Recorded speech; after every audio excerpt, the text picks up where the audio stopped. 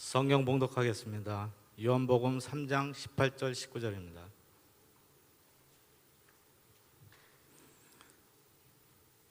요한복음 3장 18절 19절. 그를 믿는 자는 심판을 받지 아니하는 것이요 믿지 아니하는 자는 하나님의 독생자의 이름을 믿지 아니하므로 벌써 심판을 받은 것이니라. 그 정죄는 이것이니 곧 빛이 세상에 왔을 때 사람들이 자기 행위가 악함으로 빛보다 어둠을 더 사랑한 것이니라. 아멘. 박상규 목사님 나오셔서 말씀 증거하실 때 많은 은혜 받으시기 바랍니다.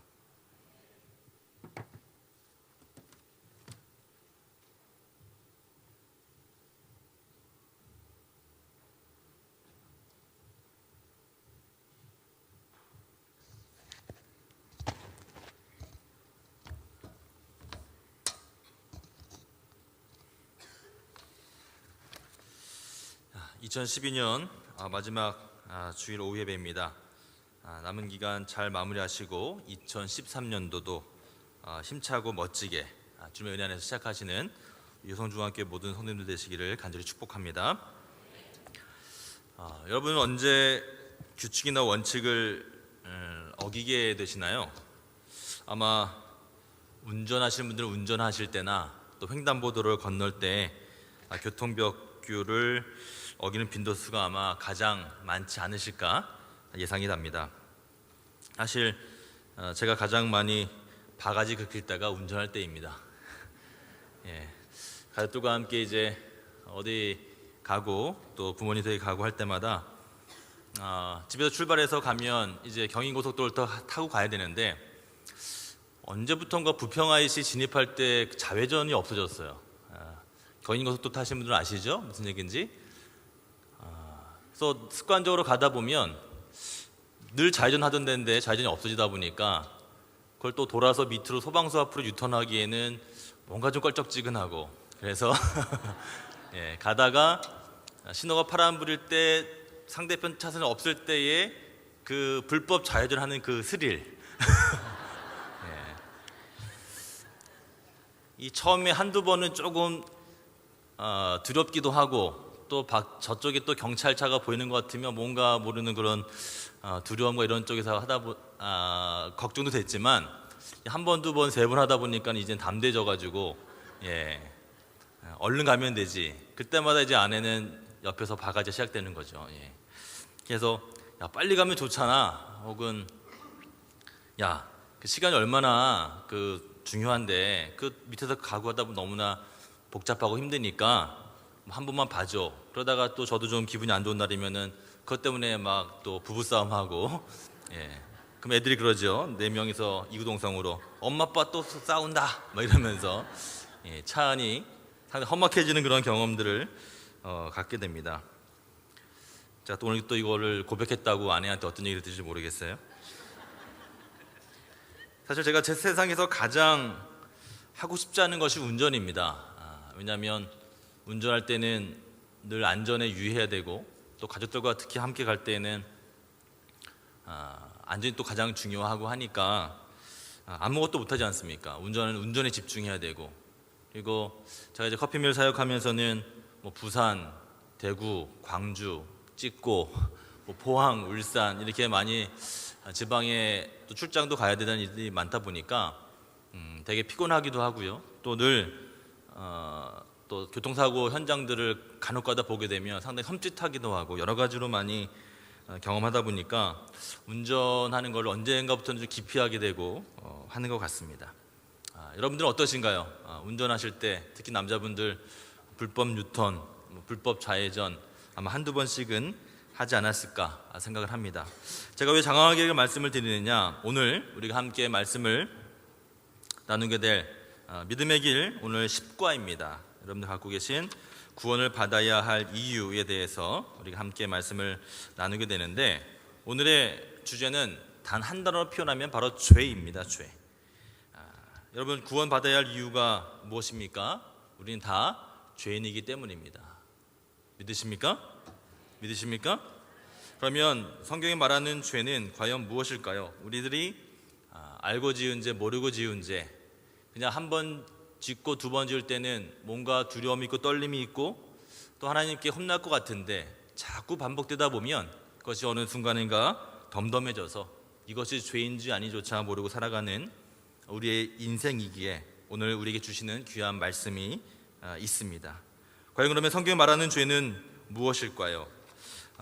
이제 PPT를 함께 보여주시면서 할 텐데 앞에 좀 안 보이네요. 앞에도 좀 전면에도 모니터 좀 부탁을 드리겠습니다.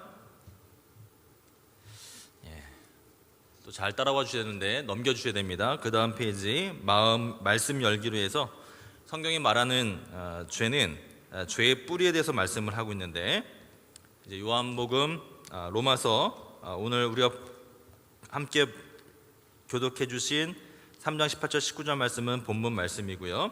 죄의 뿌리에 대해서는 로마서 5장 12절 말씀을 우리에게 주고 계십니다. 앞에 나오면 함께 한번 읽어볼까요? 시작.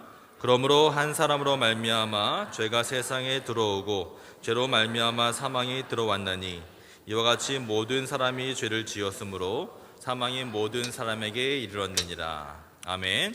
마태복음 7장 16절에서 18절 말씀 함께 읽겠습니다. 시작. 그들의 열매로 그들을 알지니 가시나무에서 포도를 또는 엉겅퀴에서 무화과를 따겠느냐.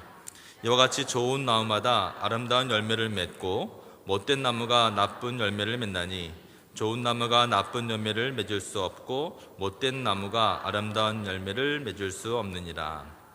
아멘. 여러분 죄의 뿌리 원죄에 대해서 오늘 본문은 또한 이야기하고 있습니다. 여러분 우리는 모두 다 죄인입니다. 이것을 우리가 인정을 해야 됩니다. 또 고백을 해야 됩니다. 그래서 기독교는 아무리 누가 뭐라고 얘기를 하더라도 성선설과 성악설, 과연 사람이 선하냐 악하냐에 대한 오랜 동서고금의 많은 논란 가운데서도 우리 기독교는 분명히 성악설에 근거하고 있다는 것을 우리는 분명히 알아야 합니다. 우리에게는 원죄가 있다는 것이지요. 죄의 뿌리가 있습니다. 아담부터 시작된 그 죄의 뿌리는 우리를 분명히 죄인이라고 고백할 수밖에 없고 또 그 죄로 인해서 우리들이 반드시 구원받아야 할 이유는 죄인이기 때문인 것은 너무나 명확한 것입니다. 다시 한번 강조드립니다. 우리가 구원을 받아야 할 이유가 무엇이라고요? 바로 우리 모두는 죄인이기 때문입니다. 할렐루야.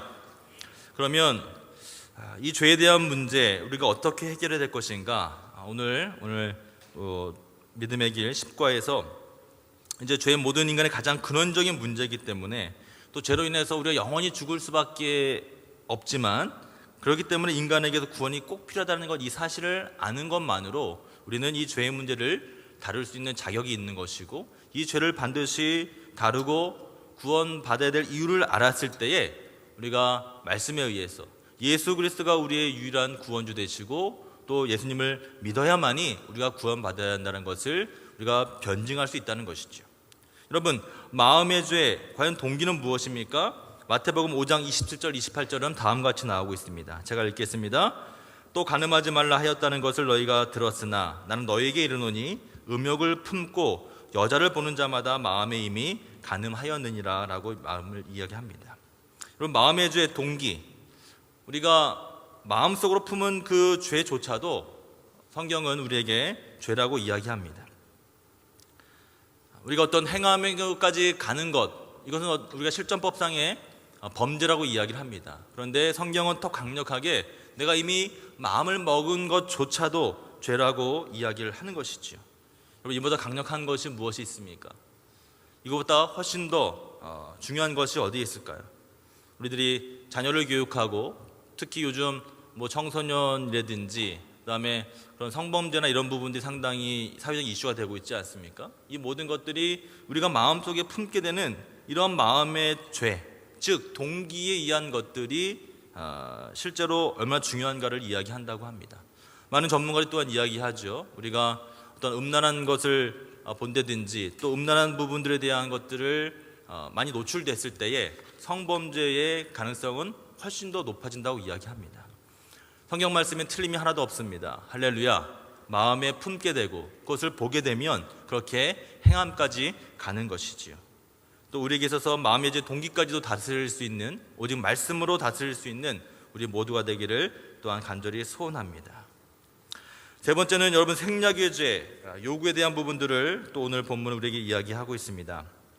다음 PPT에 보시면 성경에 나오는 생략의 죄들을 보여주는데 우리 교재에는 그 본문만 나와 있기 때문에 여러분들에게 좀 알려드리고 넘어가도록 하겠습니다. 다음 페이지 보시면 다음에 상황들이 나오게 되는데요. 교재 있으신 분들 여러분들 보시면서 같이 이렇게 밑줄 치셔도 좋을 것 같습니다. 우리 부자 청년에 대한 또 어리석은 부자 농부, 제사장 레위 사람, 한들한테 받은 종, 빌라도의 재판, 기도하기를 쉬는 죄, 부자와 나사로, 하지 않는 것. 옆에 이제 본문들이 나와 있는데요. 제가 정답을 알려드리겠습니다. 다음 넘겨주시면은요. 또 이렇게 보시면은 잘 또 넘어가시기 어려우실 테니까 제가 본문을 좀 찾아드렸거든요. 누가복음 10장 25절 37절 말씀은 다음 페이지 넘겨주시면 우리가 알고 있는 선한 사마리아 사람의 비유입니다. 여러분 아시죠? 거기서 우리가 선한 사마리아 사람이 주인공이지만 먼저 지나갔던 우리가 두 사람을 기억합니다. 누굽니까? 바로 제사장과 레위 사람이었죠. 여러분 강도 만나서 전혀 어떻게 할 수 없었던 그 강도 만난 사람을 그냥 지나쳤던 제사장과 레위 사람, 성경에 나오는 생략의 죄인이라고 말씀을 하고 있는 것입니다. 어려운 이웃, 정말 아무것도 못하고 굶고 있고 헐벗고 있고 한 이웃들을 모르고 지나치는 것, 이것은 성경은 강력하게 생략의 죄라고 이야기하는 것이지요. 다음 누가복음 16장 19절 31절 보게 되면 또 여러분 알고 있는 이제 그 나사로의 비유가 나오게 되는데요. 거기서는 바로 어리석은 부자 농부에 대한 이야기를 합니다. 역시 또 소외되고 어려운 이웃을 모르고 외면했던 그 죄를 하나님은 분명히 경고하고 계신 것입니다. 여러분 우리가 또 이렇게 앞에 보이는 쌀추리처럼 연말 연시에 우리들이 할 수 있는 역할을 하는 것, 이것은 우리가 죄를 안 짓는 것이 되는 것입니다. 할렐루야. 우리가 생략하고 지나갈 수 있지만 그것을 세상에서는 뭐 죄라고 얘기하지 않고 선한 일이라고 이야기하지만 더 강력한 메시지는 하나님이 우리에게 주시는 특권이자 또를 죄를 안 지을 수 있게 되는 그러한 특권이 되는 것입니다. 얼마나 자랑스러운지 모릅니다. 여러분들 반드시 우리가 해야 할 일들을 하는 것입니다. 좋은 일을 하는 것, 어려운 이웃을 도와주는 것, 이것 우리가 있기 때문에 하는 것이 아니라 또 적극적으로 해석하게 되면 우리가 구원을 받아야 할 이유, 죄를 짓지 않는 것, 더 구체적으로 생략의 죄를 짓지 않는 것이라는 것을 오늘 본문은 우리에게 말씀하고 있습니다. 어리석은 부자 농부가 아니라 이 나사로가는 우리로 보게 되면 노숙인이고 거지 나사로이지만 결국은 그 하늘의 영광은 어디로 가게 되는 것인가?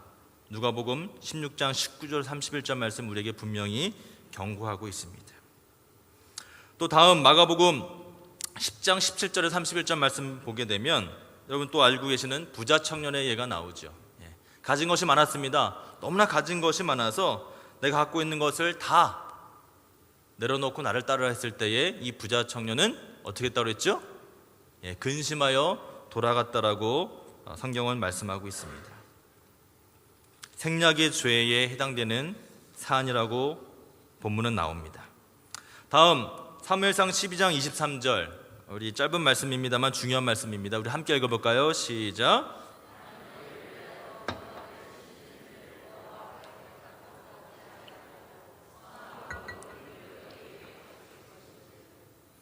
여러분, 기도 안 하는 것도 죄입니다. 믿으십니까?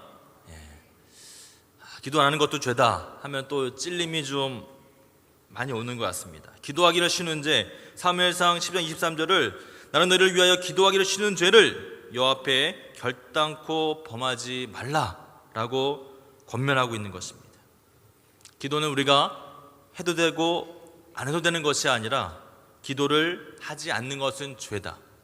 더 나아가서 기도는 우리의 영적인 호흡이기 때문에 기도를 안 하는 것은 내 호흡을 멈추는 것이다.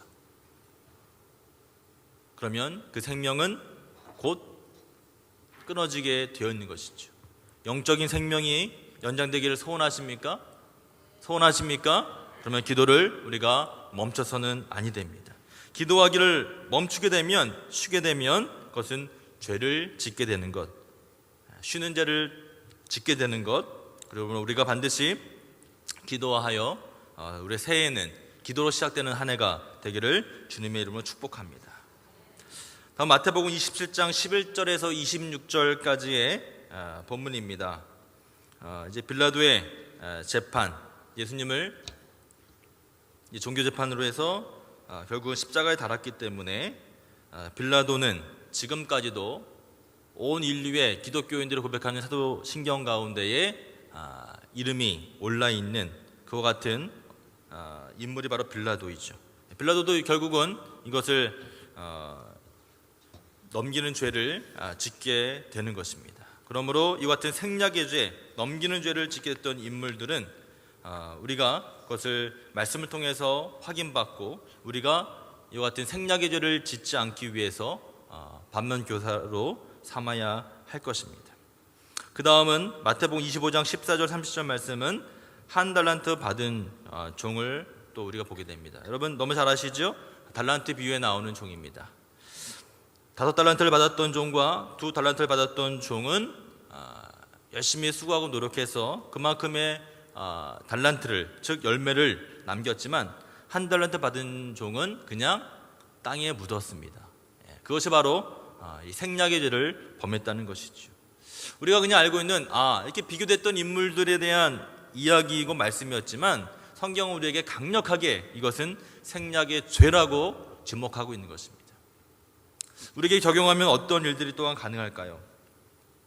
마태복음 25장 40절 말씀, 거기는 이제 하지 않은 것에 대한 죄를 또 이야기하고 있습니다. 우리 한번 마태복음 25장에서 40절 말씀을 읽겠습니다. 시작.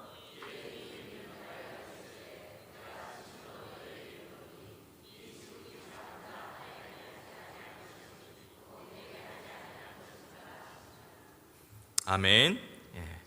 그럼 지극히 작은 자 하나에게 하지 않은 것이 바로 예수님에게 하지 않는 것이기 때문에 죄가 된다라고 하는 본문의 말씀입니다.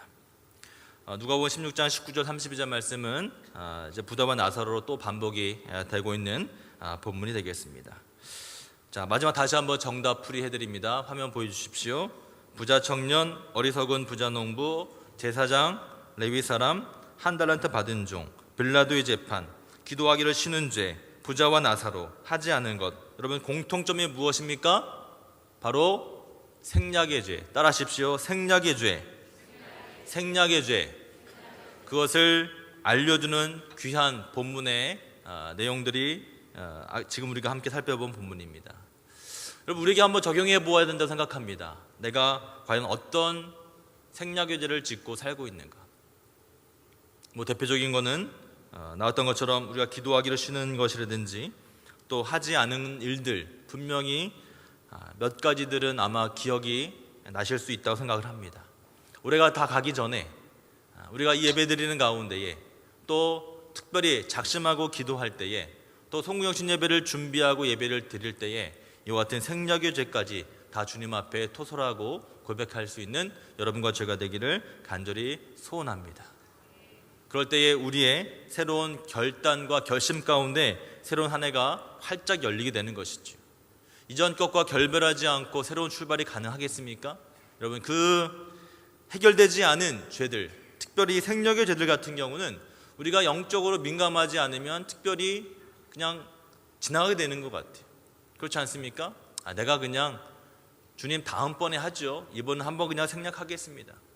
저에게 주신 사명, 저에게 주신 직분들 제가 그냥 이번에는 주님 아시죠? 너무 힘들잖아요.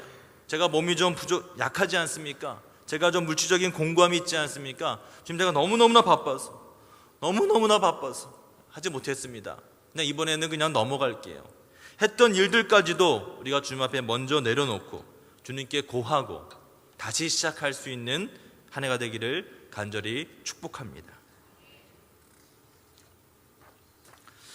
다음 네 번째 우리가 생각해 봐야 될 그 죄에 대한 문제는 바로 불신에 대한 죄입니다.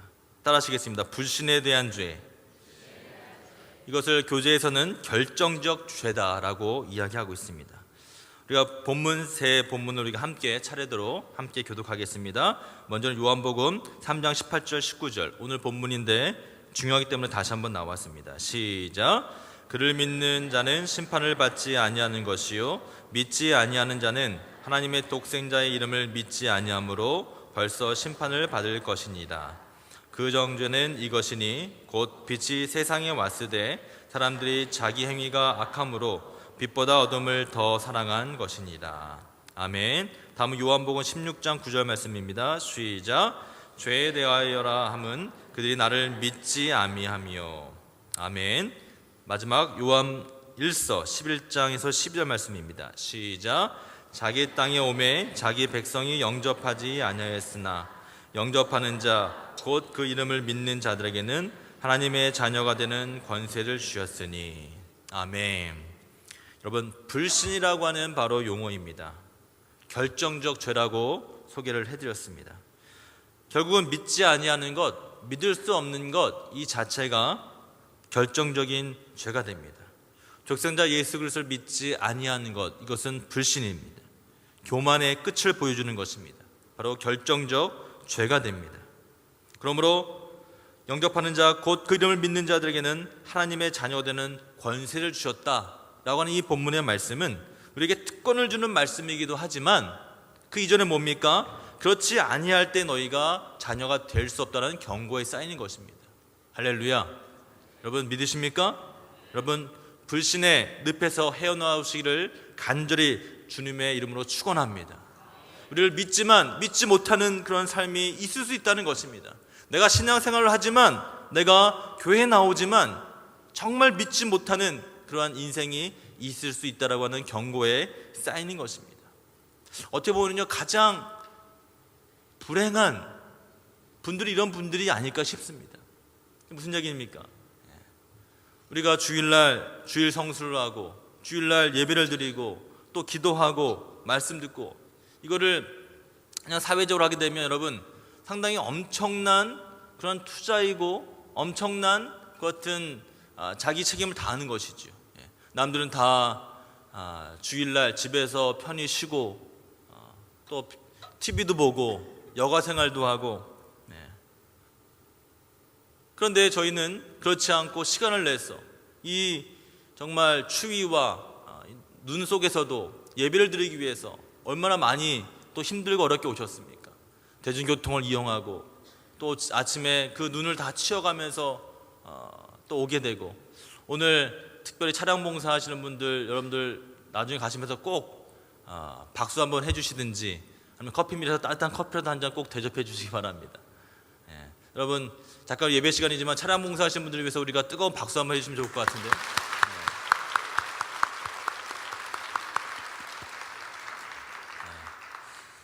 팀장님이 이런 부탁이 있으셨습니다. 내년에 우리 차량 봉사, 주차 봉사 하시는 분들 많이 좀 지원할 수 있도록 광고해 달라고. 예. 참 힘들고 어려운 봉사이지만 여러분들 우리가 할 수 있을 때에 정말 우리 작은 일 같지만 너무나도 중요한 일이고 어려운 일이지만 힘든 일이지만 보람 있는 일이고 우리 교회를 섬기는 또 가장 중요한 일이라고 생각합니다. 우리 특별히 우리 남자 집사님 권사님들 또 시간을 내시고 애를 쓰셔서 함께 우리 주차 봉사팀에 꼭 해주시기를 다시 한번 부탁드리고 권면을 드리겠습니다. 여러분 불신의 죄, 결정적인 죄 짓지 않게 되기를 다시 한번 간절히 부탁을 드립니다. 우리가 주일날 와서 예배를 드리고 봉사를 하고 섬김을 하고 나눔을 하지만 그러나 우리의 정말 신앙에 있어서 우리 믿음에 이 불신이 싹이 자라지 않도록 우리가 잘 다스리고 잘 확인해야 될 텐데 그 기준은 말씀에 있습니다. 할렐루야. 우리가 믿음의 길을 걸어가는 모든 성도님들 말씀 가운데 다시 한번 점검 받으시고 왜 맨날 교회적으로 담임 목사님이 큐티를 강조하시고 말씀을 강조하고 하게 되느냐? 결국은 우리가 은연중에 아까 말씀드렸던 것처럼 그냥 운전하다가 잠깐 습관적으로 한 번, 두 번 하게 되는 그러한 법규를 위반하고 하는 부분들이 만성이 돼서 내가 덤덤해진다는 거예요. 이것이 죄인가 아닌가, 이것이 나한테 과연 어떤 해로움이 있는가 없는가를 모르고 그냥 지나가다 보면 어느새 나에게는 교통 위반 카드가 날라오게 되는 것입니다. 그 위반했기 때문에 벌금 내는 것은 억울해하고 힘들어하고 분노해하면서 우리 인생에 알지도 못하는 가운데 싹트는 그런 불신의 죄, 불신의 그 씨앗들을 왜 우리는 점검하지 못하는 것입니다. 중요한 것은 우리들이 그것을 꼭 벌금을 내고 확인받아야만이 인식하는 상황이 아니라 늘 영적으로 깨어 있어야 말씀 통해서 기도하는 가운데, 예배 가운데 우리가 이와 같은 불신의 죄가 내 마음 가운데 자라고 있지는 아니한가 늘 점검하고 또 점검하고 확인받는 것이야말로 우리가 죄를 짓지 않고 내가 죄인이기 때문에 구원을 받아야 할 이유가 여기에 있구나 라고 하는 것을 다시 한번 확인케 되는 줄 믿으시기 바랍니다. 여러분, 죄는 어떻게 나타나게 됩니까? 우리가 교제를 통해서 확인할 수 있는 것은 창세기 2장 16절 17절 말씀, 여호와 하나님이 그 사람에게 명하여 이르시되 동산 각종 나무의 열매는 내가 임으로 먹되 선악을 알게 하는 나무 열매는 먹지 말라. 내가 먹는 날에는 반드시 죽으리라 하시니라. 여러분, 죄의 결과는 결국은 죽음입니다. 죄의 결과는 고통 가운데 신음하다가 결국은 죽게 되는 우리의 인생의 역사가 되게 되었습니다. 여러분, 이런 표현과 이런 교제 내용이 나옵니다. 대지에서 분리된 나무는 자원이 말라가게 됩니다. 그래서 오는 현상들이 무엇입니까? 여러분, 나무가 뿌리가 흙과 구분됐을 때 결국은 어떤 일이 오게 됩니까? 나무는 말라서 죽을 수밖에 없게 되는 것이지요. 그러므로 여기서 인간의 고난이 시작되었다라고 성경은 우리에게 말씀하고 있습니다. 원죄, 죄가 시작된 대원부터 우리에게는 고난이 시작되었는데 이 죄를 네 가지로 나눠서 조금 더 설명을 드리겠습니다. 다이어그램을 보시게 되면요, 원죄가 한가운데 있고 그 가운데 네 가지 영역의 죄의 부분이 나옵니다. 먼저 이제 시계 방향으로서 설명을 드리면 무엇이나 자기 것으로 하고 싶다라고 하는 속에서 싹트게 되는 죄의 영역들이 나오게 되죠. 우리 한번 읽어볼까요? 네 가지가 나옵니다. 시작. 싸움, 간음, 도둑질, 탐냄. 이것은 자기 중심의 어떤 그 이기심에서 시작이 되는 부분들에 내가 하고 싶은 것에 나오게 되는 것입니다. 그 다음 밑으로 내오게 되면 자기가 제일 중요하다라고 하는 데서 싹트게 되는 죄의 영역들입니다. 읽어보겠습니다. 시작. 질투, 미움, 거짓말, 방종. 그 다음 자기가 제일 위대하다부터 나오게 되는 죄의 영역들은 읽겠습니다. 시작. 거만, 난폭, 불친절, 짓궂음. 마지막으로 자기가 편하고 싶다라고 하는 데서 나오게 되는 죄의 영역들은 시작. 나쁜 말, 불만, 불평, 게으름. 이렇게 16가지 원죄로부터 시작이 돼서 죄의 구문을 우리 저자는 무엇이나 자기 것으로 하고 싶다, 자기가 제일 중요하다, 자기가 제일 위대하다, 자기만 편하고 싶다. 그 중심에 뭐가 있습니까? 원죄가 있습니다. 이 원죄는 다른 사람을 생각하지 않고 오직 나만 생각하는 그 같은 자기 중심의 이기심부터 시작됐다는 것을 또 우리에게 알려주고 있습니다. 혹시 이 안에 해당되는 부분들 때문에 고민하고 또 기도하고 또 이것을 해결 받기 위해서 주님께 매달리고 싶은 계십니까? 기도하는 가운데 주님께 부르짖는 가운데 해결함 다 받는 2012년도 마지막 주일 오후 예배 되시기를 간절히 주님의 이름으로 부탁을 드립니다. 여러분, 이 세대는 과연 어떤 세대입니까? 마지막 교제에서 이제 패역한 세대에서 구원을 받아야 한다라고 이야기하면서 이 세대의 특징을 교제는 다음과 같이 이야기합니다. 첫 번째는 우리가 살고 있는 이 세대는 과학주의, 물질주의, 인본주의 시대라고 합니다. 또한 자유주의와 쾌락주의와 허무주의, 세속주의의 시대라고 합니다. 전통과 권위와 도덕적 가치, 종교를 잃어버린 시대라고 이야기합니다. 여러분, 어떻게 인정이 되십니까? 이해가 되십니까? 한마디로 이 시대는 여러분 포스트 모던이라는 용어를 아마 들어보셨는지 모르겠습니다. 이 시대를 이제 이야기할 때 포스트 모던 시대 특징이 간단하게 무엇이냐? 절대적인 것을 인정하지 않는 그런 시대입니다. 다 상대적이라는 것이죠. 그래서 포스트 모던에 물든 사조는 이제 기독교의 진리를 인정하지 않습니다. 그것도 다 상대적으로 봅니다. 그래서 절대자도 하나일 수가 없다, 다 상대적이다라고까지 나가게 되는 그런 우를 범하게 되는데요. 과학이 발전할수록 또 유명한 과학자도 우주는 절대로 창조된 것이 아니라 빅뱅 이론 등에 의해서 결국은 끊임없이 진화해 온 것이다라고 이야기합니다. 그래서 요즘 이제 진화론과 창조론의 2차 전쟁이 저는 시작됐다고 생각을 합니다. 사실 여러분들 저까지만 교육에서도 전혀 과학에서 창조론을 이야기하는 교육을 우리 대한민국에서 한 번도 받은 적이 없습니다. 그러니까 우리 학생들이 헷갈리는 거죠. 교회에 오면 창조론을 이야기하는데 학교에서는 오직 진화론만 가르치는 것입니다. 그래서 잘 모르는 친구도 그냥 넘어가지만 똑똑한 친구들을 와서 교회에서 선생님한테 선생님 창조론이 정말 맞나요? 왜? 학교에서는 한 번도 그런 걸 들어본 적이 없다는 것입니다. 그래서 학교에서 창조론을 얘기하면 이 아이는 뭔가 모자란 아이 혹은 이상한 아이로 취급을 받게 되는 것이죠. 교육에서부터조차도 우리는 이 시대는 한 번도 우리 기독교에 대해서 창조론에 대해서 이야기를 들을 수 없는 시대를 살아왔던 것이 사실입니다. 그래서 여기에 대해서 이제 뜻있는 분들이 또 기독교 또 우리 각 교단이나 이런 데에서 이제 앞으로 창조에 대한 부분들도 함께 교과서 다룰 수 있도록 하는 운동들을 하고 있는데 아직 상당히 역부족인 것이 현실입니다. 왜 그렇습니까? 이 과학주의라고 하는 부분들이 필요한 부분도 있지만 과학의 발전은 있어야 되지만 그 모든 것들 이전에 있었던 창조에 대한 거에 대해서는 가르칠 수 없는 세대, 가르치면 뭔가 모자라게 생각하는 그런 시대를 우리가 살고 있기 때문에 이런 속에서도 우리가 어떻게 신앙생활을 해야 하며 어떻게 신앙교육을 해야 하는가 참 어려운 그러한 시대를 살고 있다는 것에 대한 반증이 되는 것입니다. 여러분, 교회의 어떤 사회적인 신뢰가 떨어지고 있습니다. 교단에 대한 신뢰가 떨어지고 있습니다. 기독교는 더 이상 존경받거나 신뢰를 받고 있는 그러한 단체나 교단이 아니라 세상으로부터 오히려 걱정을 받고 있는 그러한 대상으로 전락된 것이 현실인 것 같습니다. 얼마나 힘들고 어렵습니까? 얼마나 화가 납니까? 그러나 그 이면에는 우리가 이렇게 죄의 문제를 잘 해결하지 못하고 알고 지은 죄 모르고 지은 죄 우리들이 방임한 책임도 일부 있는 것 아닌가 생각이 되어집니다.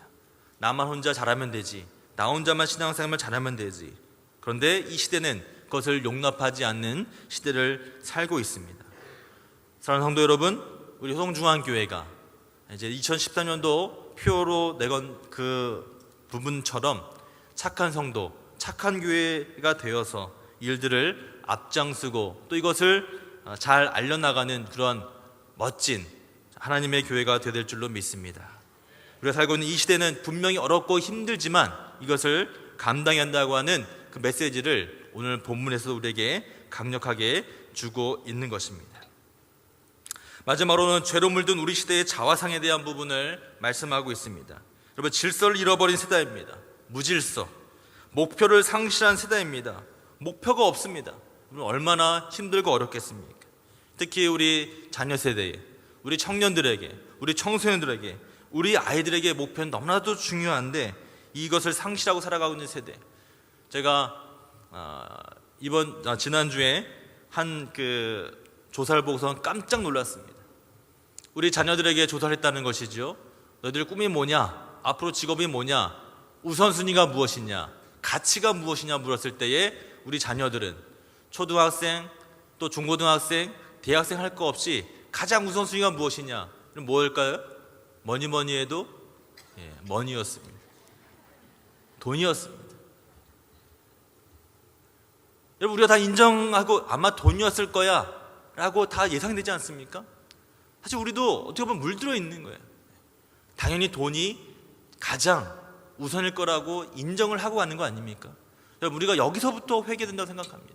우리가 여기서부터 인정하고 잘못된 것을 바로 잡아야 한다고 하는 우리의 고백, 우리의 노력, 정말 뼈를 깎는 노력을 해서라도 이것을 바로 잡아야 되겠다라고 하는 일들이 우리 가정에서부터 또 우리 교회에서부터, 우리 학교에서부터도 있어야 된다고 생각합니다. 목표를 잃고 있습니다. 마치 축구 경기에서 골대가 어딘지 모르고 자기 골에 몰고 와서 골 넣는 것과 똑같은 자살골 넣는 것과 무엇이 다르겠습니까? 이것이 바로 무목표의 어려움이자 중요한 현실입니다. 또 하나 마지막은 무관심입니다. 산물을 얘기할 때 무질서, 무목표와 함께 무관심, 교만과 소외의 시대입니다. 옆에서 무슨 일이 있든, 옆에서 어떤 어려움이 있든 간에 관심이 없는 것입니다. 나만 잘 되면 되지, 우리 교회만 잘 되면 되지, 우리 셀만 잘 되면 되지.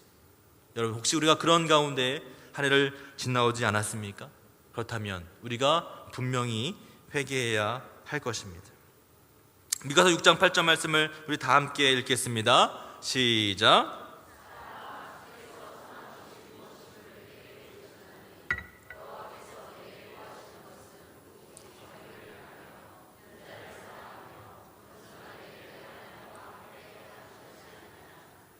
아멘. 카터라고 하는 여러분 미국 대통령을 지내신 분을 아실 겁니다. 미국에서 대통령을 마친 다음에 더 유명해진 사람 중에 한 분이죠. 이제 사랑의 집짓기 운동이라든지 여러 가지 비영리 활동을 하면서 상당히 존경받는 그런 카터 대통령인데, 그 카터 대통령이 이제 대통령 취임할 때 교회 학교 선생님한테 들었던 말씀을 가지고 연설했던 장면에 바로 이 미가서 6장 8절이 인용되었다고 합니다. 사람아, 주께서 선한 것이 무엇임을 내게 보이셨나니 여호와께서 내게 구하시는 것은 오직 정의를 행하며 인자를 사랑하며 겸손하게 내 하나님과 함께 행하는 것이다. 우리에게 분명히 또 알려주는 귀한 교훈의 말씀이 이 안에 숨어 있다라고 믿습니다. 여러분, 이제 말씀을 마무리합니다. 생각 열기를 통해서 세 가지 질문을 우리에게 교재는 던지고 있습니다. 전혀 다른 음악을 함께 틀어놓으면 여러분 어떻게 될 것 같습니까?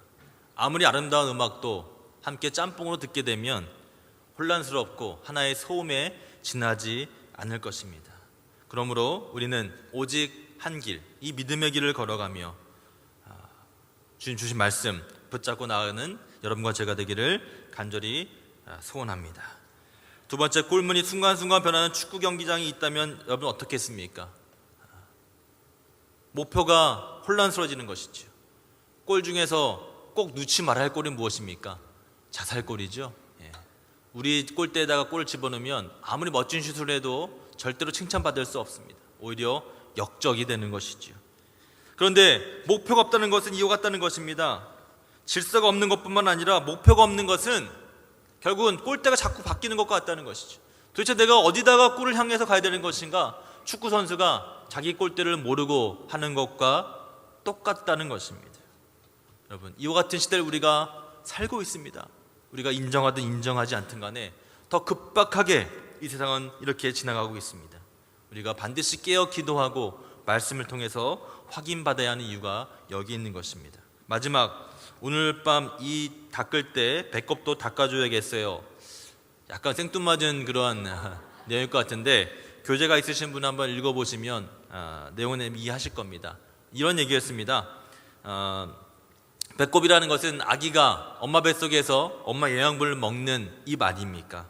아가입입니다. 그래서 이 입을 깨끗하게 준비해놔야 엄마의 밥을 잘 먹을 수 있다라고 하는 그런 뜻을 갖고 있는 것입니다. 우리가 매일 이를 닦을 때에 배꼽도 닦아야 한다는 것은 어린아이의 순수한 마음인데, 말씀을 향한, 주님의 복음을 향한 순수한 열정 정도로 이해하시면 크게 무리가 없을 것 같습니다. 여러분, 부평 IC 경인고속도로 진입을 할 때마다 제가 지었던 교통법규 위반, 제가 지금도 할까요, 안 할까요? 안 하니까 강계상에서 예를 든 거 아니겠습니까? 제가 어떻게 그거를 해결했을까요? 사실 간단했습니다.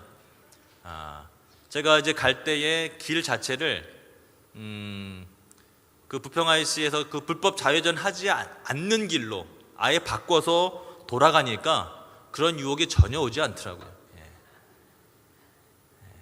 그 GS 그 주유소를 끼고 우회전해서 원래 이제 가서 소방서 앞에서 정상적으로 좌회전 받으니까 불법 좌회전 할 기회도 없습니다. 길을 약간 돌아가니까 시간도 많이 걸린 줄 알았더니 결국은 시간도 똑같았습니다. 나는 급한 마음에 그냥 빨리 갈 생각을 하다 보니까 계속해서 불법 좌회전의 유혹을 받게 되었던 것이죠.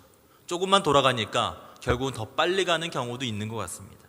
성도 여러분, 조금 더디 가는 것 같지만 그런 유혹과 미혹, 우리가 죄에 대한 문제를 다룰 때 결국은 죄는 내가 짓는 현장에 있게 되면 짓게 됩니다. 조금 멀리 가는 것 같지만 약간만 돌아가더라도 그것을 피할 길이 생기더라는 것이지요. 어느 목사님이 새벽기도 운전할 때 경험을 듣고 나서 제가 무릎을 탁 칠 수밖에 없었습니다.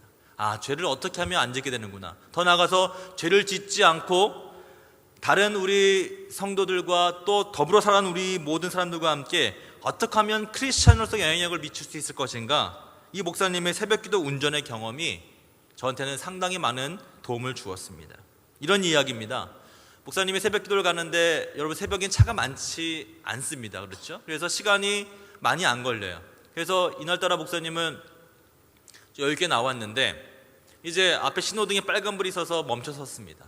그런데 뒤에서 차가 한 대 따라오더니 빵빵거리고 막 라이트를 막 켜고 막 난리가 났습니다. 왜일까요? 빨간불이지만 차 없으니까 나 빨리 갈 테니까 비키란 얘기지요. 근데 목사님이 그냥 가만히 있었답니다. 그랬더니 옆으로 싹 와가지고 문 한번 내리고선 실적 보고서는 뭐라고 막 이렇게 육두문자 쓰고서는 그냥 갔다는 것이죠. 목사님이 마음이 되게 언짢았답니다. 근데 또 다음번에 똑같은 일을 당하게 되는데 그때는 옆 차선에 다른 차가 똑같이 서 있었답니다. 그러니까 뒤에서 아무리 빵빵거리고 라이트를 켜고 육두문자를 하더라도 빨간불이 파란불로 바뀌고 나서야 그 뒷차도 그 길을 갈 수 있었다는 것이죠. 여러분, 무엇을 의미하는 것일까요?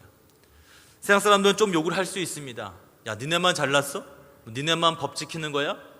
다 그렇게 살아가는 거지 뭐 유난히 너희들이 그래?